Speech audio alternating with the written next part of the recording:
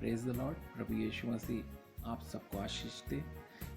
जो जितने भी लोग ये वीडियो देख रहे हैं, जो जितने भी लोग इस वचन को सुन रहे हैं, परमेश्वर उन सब पे अपना अनुग्रह बना के रखे। और वचन शेयर करूंगा रोमियो की पत्री से। रोमियो की पत्री उसका 6वां अध्याय और उसके 9वें पद से मैं पढ़ूंगा, जहाँ पे लिखा है, क्योंकि ये जानते हैं कि मसीह मरे हुओं में से जी उठा, फिर मरने का नहीं, उस पर फिर मृत्यु की प्रभुता नहीं होगी। क्योंकि वो जो मर गया वो पाप के लिए मरा, परंतु जो जीवित है वो परमेश्वर के लिए। ऐसे ही वचन हमें बताता है, ऐसे ही तुम भी अपने आप को पाप के लिए तो मरा, परंतु परमेश्वर के लिए जीवित समझो। परमेश्वर इस वचन के द्वारा हमसे और आपसे कहना चाहता है, जिस प्रकार प्रभु यीशु मसीह हमारे लिए मरा और हमारे पापों के लिए वो और तीसरे दिन जी उठा, तो इसी प्रकार परमेश्वर चाहता है कि हम भी अपने पाप के लिए तो मरा हुआ समझें और जीवित किसके लिए समझें? परमेश्वर के लिए। मेरे प्रियो, मैं बताना चाहूँगा आपको, जब हम प्रभु को ग्रहण कर लेते हैं, जब हम परमेश्वर में आ जाते हैं, जब हम अपना मन फिरा लेते हैं, तो हमारा हमें जीवन मिल जाता है, हमें एक नया जीवन मिल जाता है, हम नए हो जाते हैं जब हम परमेश्वर को ग्रहण कर लेते हैं। हम अपने पुराने पापों को, भरी दुनिया को छोड़कर नई जिंदगी में प्रवेश कर लेते हैं। ये वचन हमें यही बताता है, रोमियो का 6 अध्याय, कि हम किस प्रकार पाप में दोबारा ना पड़े।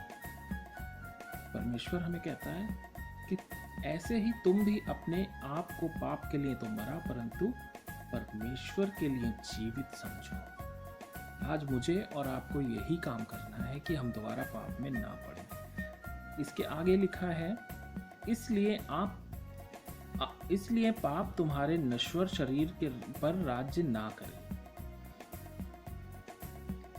परमेश्वर बताता है कि अगर हमने अपना नया जीवन बना लिया है, हमने प्रभु को ग्रहण कर लिया है, हम उसकी बातों में हैं, तो मेरे प्रियो, हम और आप अब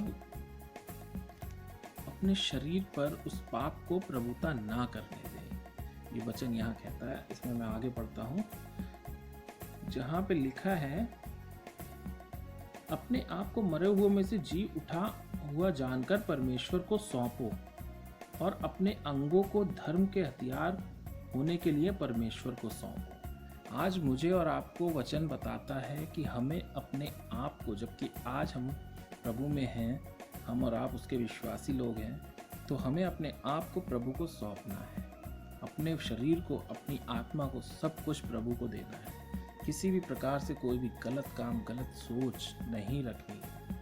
परमेश्वर के इस वचन को मैं इसलिए शेयर कर रहा हूँ आपसे, क्योंकि हमसे जाने अनजाने में आज फिर हम पाप में लौट आते हैं, हमसे गलती हो जाती है, और जो हमने विश्वास किया है परमेश्वर पे, उस विश्वास को भूलकर हम वापस अपनी ज़िंदगी में वापस आ जाते हैं। मेरे प्रियो, हमें अपनी ज़िंदगी को ऐसा बनाना है कि मेरे और आपके ज़िंदगी को देखकर और लोग भी अपने मन को फिराएं, अपने गलत कामों को छोड़ें, पाप भरी दुनिया परमेश्वर में आ जाए, और लोगों के लिए भी आप और मैं गवाही का जीवन ठहरे, हमारा और आपका जीवन। तो इसलिए अपने जीवनों को मजबूत रखें, परमेश्वर में बने रहें, विश्वासी बने रहें उसमें, और हम और आप, ताकि हम औरों के लिए भी एक अच्छी गवाही ठहरे।